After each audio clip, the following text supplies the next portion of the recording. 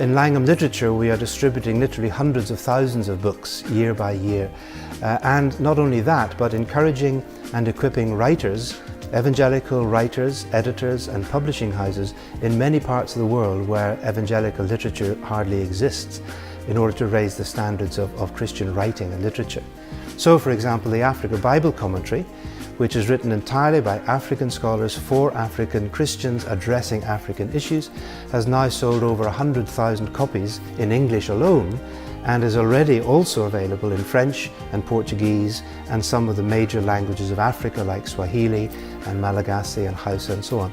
So it is multiplying the effect of the writers. For many years, those of us who grew in the circles of student movements that were part of the International Fellowship of Evangelical Students would complain about the lack of biblical resources written from Latin America by Latin Americans, or written by Africans for Africans, or Asians for Asians. And we would really decry that all that we had to read was either translated from English or French or German, but mostly English. This project is like an answer to an expectation of many decades for many of us. When the missionaries came to Bolivia and to the other countries in Latin America, they brought not just the gospel, they brought their approach to the gospel that is very cultural, very Western. Here in Latin America, although we have great influence from the Western, we still live in a kind of native way of living, indigenous way of living.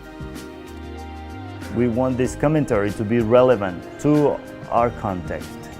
So in the commentary we make reference to different issues that we face in Latin America, like corruption,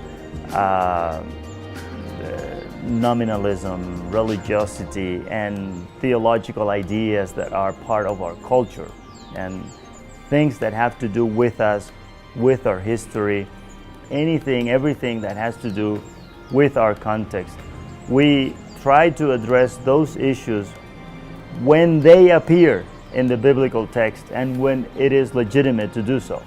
Because sometimes, when you have a hobby horse, you see that everywhere, and you want to make every single biblical text talk about that issue, and that's not really being faithful to the message and to the text. But where those issues do appear and they have to do with our reality, with our situation, then we make sure that we address them, even political issues.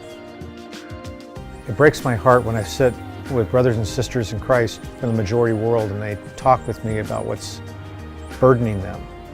They see people in congregations who call themselves Christians who are not growing in their faith.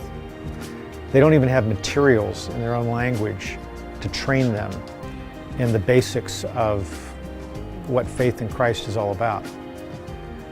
And yet the church grows, but they see the fragility of that, and they're scared.